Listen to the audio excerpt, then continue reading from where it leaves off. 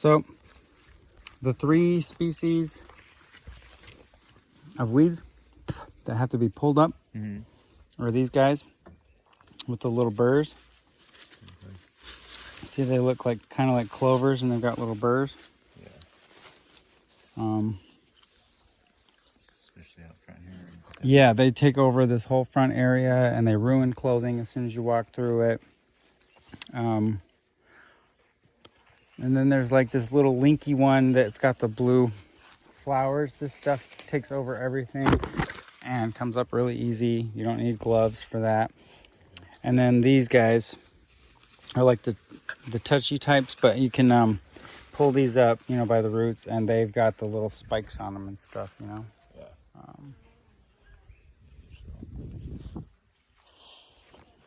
Yeah. Pulling those up. So, you know, those all need to be pulled up, and then we weed whack the grass, you know. I don't like my tools being left out in the rain like that.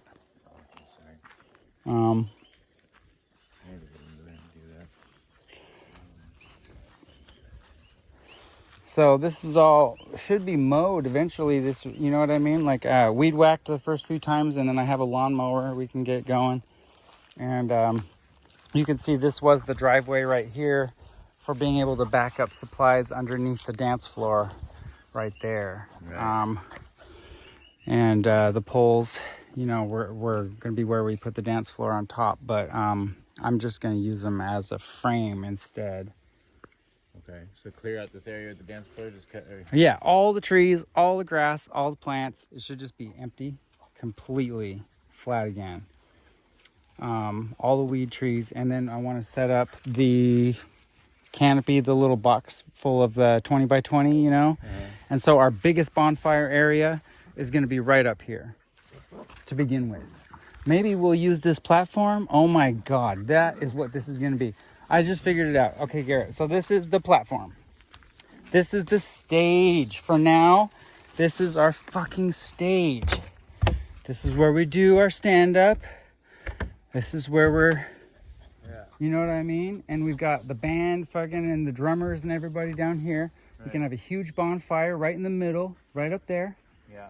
And then the audience can be seated all through there. So we have rain covers. We have a 20 by 20 over there and a 20 by 20 over there with seats on the front half, and then, you know, platforms or something on the back to where people can just sit on the ground or whatever. Okay. But so that whole zone, we're going to have a 20 by 20 and a 20 by 20 covered zone. All these albizas down. Do you want these ohias down too? No. All the ohias stay. Okay. So all the ohias and coconut trees stay, but everything else is going? No. Just I want to be able to go species by species. There's this big brush tree, and then there's the Molochia. But otherwise, if it's another tree besides that, then I've planted it. Okay. So yeah, guava, I want to cut all the small ones away, but leave the big ones. Okay. Ohia, leave them all. Coconuts, strategic. Yeah. And then yeah. Other fruit trees, if it's anything else, it's probably something that I brought the seed in on purpose and put it somewhere, just to, you know what I mean? Yeah. So there's trees I can't even identify that I planted the seeds. I was just like, what is this fruit? This is so good. And I just brought it home and put the seed in the ground. I'll figure out what this is later. I'll have more, you know? No laser. So we do want to finish this platform very soon. I keep thinking the lumber is probably jackable and very valuable, and it's just sitting out here getting rained on. Yeah, and this is all going bad. I need to repaint this floor again, make it waterproof. But it really would be one day of construction to get this frame up, and then all we got to do is put a tarp on top of it, cinched down, and it at least is a big rain-covered stage. Right. You can use it for bands or for whatever. Right. And it's, you know, so we're gonna want to dig out all these yeah, the cane grass has to go by the roots. And you know, I tried the method of covering up a section over there to see if it would kill it, you know, with a tarp and all that. Yeah, I mean, a lot of it we can It took too long. Get it out, and then we can start a fire on one of them one night. Yeah, I have a propane burner. Oh, okay. So we can walk around and just burn shit too. Nice. So yeah, that is a huge goal. And we're gonna kind of get all this out here and get it all cleaned up too. Just Yep. Yeah. So, and this has just been overgrown, and since you know, Simon destroyed this construction site and dumped out all my paint, dumped screws across the road. I was having a party, so people were popping their tires coming out and shit. Like, he was totally, like, oh god. So I mean, it's like, you know, like, why do I want to fucking keep fighting against this fucking douchebag? You know what I mean? Like, I just haven't even continued. I'm like, why even try to build something if people aren't even going to be able to allowed here safely? Right. You know what I mean? But now he's getting this way. This is my legal access. This is my legal road. I mean, he sold me the land for 35 grand and did fraud by writing down that I paid 5,000 for the whole thing, right? And he's like, or you can pay 40 grand, and then we write it into the deed that you have road access. And so, ow, fucking sharp, motherfuckers. So we need to pull up those little weeds. All these little weeds that are the stabby, spiky guys. Those are priority A. Make this barefoot friendly, you know? Yeah. So pull up all the stabby spikies by root.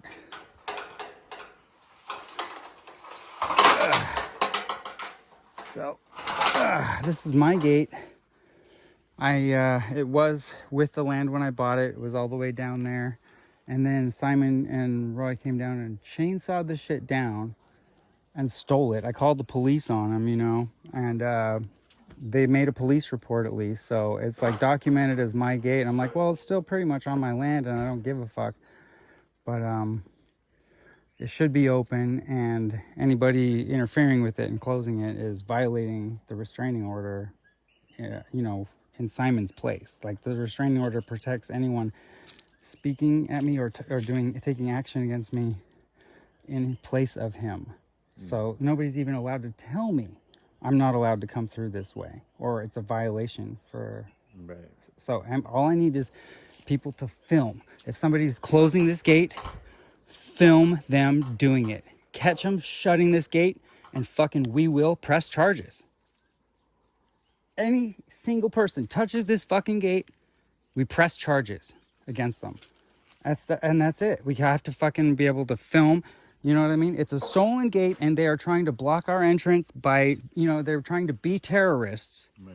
By blocking my legal access. I paid $5,000 extra for this road to be part of my fucking land. Right. And I'm forced to fucking go through Witt's way because these guys are just fucking assholes. And I just, you know what I mean? I don't even deal with it. I'm just like, fuck. So to me, it's just easier to just let them waste their own energy shutting the fucking gate every time and whatnot. But yeah, hidden cameras coming soon. And we're going to press charges, and they will stop fucking with our entrance and exits and our company that comes to visit, because it's going to lead to lawsuits and, you know, like, did you see the person over there? Yeah, that's right. You saw my camera out. I've got my troll mace out. This is troll mace. Right. So if you ever see anybody on my land, be recording right away. Just be like, this is what's happening. This is what I'm instructed to do. I'm documenting everything that happens because we're supposed to make a police report. Right. You know, it's that easy. Nobody will fuck with me if they know the police will be called every single time that these fuckers fuck with me. So, I mean, it's just got to be like, I'm not going to stoop to the level that they want me to and actually fight them, right? They want a reaction. So that's what they want, is violence. As soon as I do anything violent back, then they fucking kill me. So it's like, you know what I mean? I have to just sit here and take it like a fucking champ. Just be like, yeah, I see you getting all bolstered up over me, just being myself over here, but I'm going to do what I'm going to do, and I'm not going to let you have any power over me. So that's pretty much my new rule, is like, narcissists do not get a single win. They have zero power over us. Right. And so we ignore them, we document, we make sure that they know that we will document and make it public, everything that they are doing. And then we'll be left alone as soon as we, you know what I mean? As soon as we just start doing our own thing and then just letting them know that they've already got themselves well beyond fucking cut. I don't think we'll have to deal with shit. But so yeah, once we get this all weed whacked and whatever, I want to add mulch to the bananas. Look at how sad these bananas are, dude. That is pathetic. But all they need is just a bunch of humanure, you know.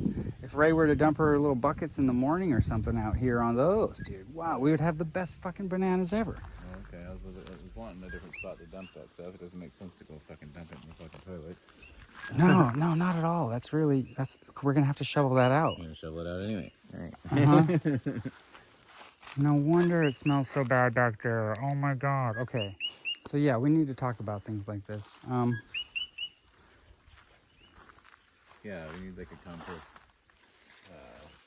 spot in general. Yeah. So crates and all that, pallets. Okay, yeah, so do pallets. As many as we can get in here.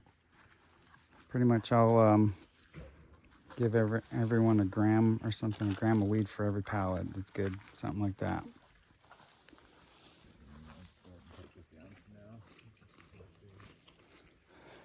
But yeah, so this should be mowed and what Adrian, he says this car should be moved relatively soon, but you know, I wanted to be able to have a turnaround spot. Yeah.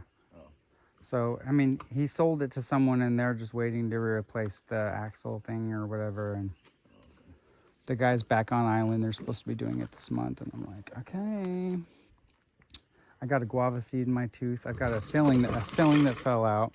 I've got so much work on my teeth I got to get done. I really just need to fly to Thailand for a month, take it easy, and then come back with real teeth and do some comedy because I'm going to be on camera again. I want my teeth to be pretty like they used to be when I was filming my movie last year.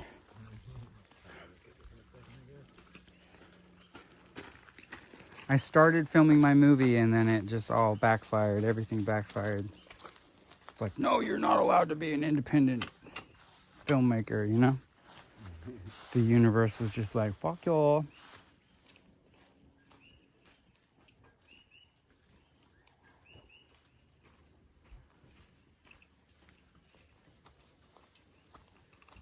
Well, those are some pretty big jobs.